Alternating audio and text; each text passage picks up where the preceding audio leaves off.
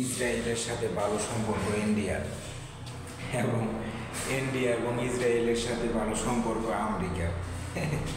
All বিশ্বটারে চাইতেছে শাসন করার জন্য এই বিধর্মী ইহুদিরা।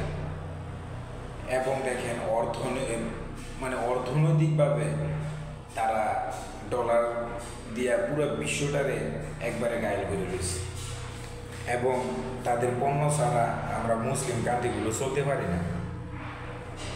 কথা হয়তো বা দিতে হইলেও আমি কথাগুলো সঠিক একটু মিলাই দেখতাম। আরব কান্ট্রিগুলোর মধ্যে ইহুদিদের পণ্য ছাড়া কোনো পণ্য নেই।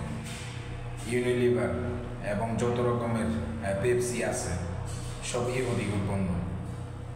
এবং বিভিন্ন আরব কান্ট্রিতে ইন্ডিয়ার চাউল ছাড়া কোনো কিছু নাই। তো আজকে আরব কান্ট্রিগুলো কীভাবে তাদের বিরুদ্ধে কথা বলবে? তাদের পণ্য ছাড়া তো তারা অসম, কীভাবে তারা কথা বলবে? তাদের প্রোডাক্ট এবং অর্থনৈতিক এমনভাবে তারা ব্যবসা বাণিজ্য করে ইহুদিরা, পুরো বিশ্বটারে তাদের পণ্যের উপরে নির্ভরশীল করে দিছে। সব চাবিকাঠি প্রয়োগ হয়েছে বিধর্মীরা। আজকে ইসরায়েল বা এই গাজার উপরে বিশাল হামলা করছে ভাই। অসংখ্য মুসলিম কয়েক লক্ষাধিক এই কয়েক বছরে হামলাতে মারা গেছে, এবং তাদের বাড়িঘর পর্যন্ত নেই, রাস্তায় বসায় দিছে।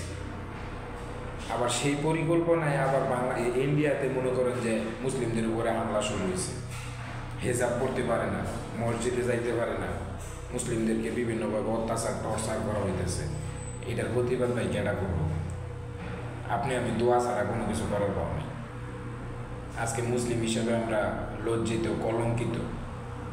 মুসলিম হইয়াও আমরা চিন্তা করি যে ওই দেশে যেটা মন চাইলেও আমি তো খাইতে পারতেছি, ওই চিন্তা করি, কেউ প্রতিবাদ করি না। আজকে আমার কিছু করার মতো তৌফিক নেই। আমি কোনো রাজনীতিবিদ না, নেতা না। নেতা হইলে হয়তো বা চেষ্টা করে দেখতাম।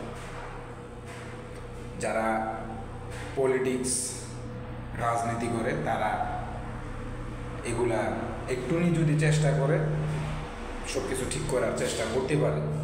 বড় বড় যারা সংসদ ভবনে যারা নেতৃত্ব দেয় তারা মনে করেন যে সিদ্ধান্ত নিলে কোনো কিছু করা সম্ভব। আপনার আমার মতো করার মতো কোনো কিছু নেই দোয়া ছাড়া। এই দোয়া দিয়ে ভাই কোনো কাম হইতো না। তারপর পণ্য ব্যবহার করে যদি আমরা বদদোয়া করি তাহলে কোনো কাম হইতো না। দেখেন আজকে মুসলিমরা টাকা ব্যাংকে ধুয়ে দেয়, আর তারা বিধর্মীরা কী করে? স্বর্ণ কিনা ধুয়ে দেয়, জমি কিনা ধুয়ে দেয়।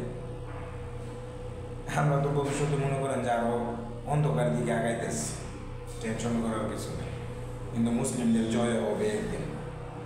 আপনারা যার যার অবস্থানে থেকে চেষ্টা করেন বাংলাদেশ ও বিভিন্ন জায়গায় নামাজ প্রতিষ্ঠিত করেন, ইসলামের মোতাবেক চলেন, এবং প্রত্যেকটা জায়গায় যেন ইসলাম কায়েম হয়েছে সেই আশা নিয়ে চলেন, এবং সেইটা কার্যকর করে যার যতটুকু সমর্থ আছে, নয়তোবা ভবিষ্যৎ আরও অন্ধকার।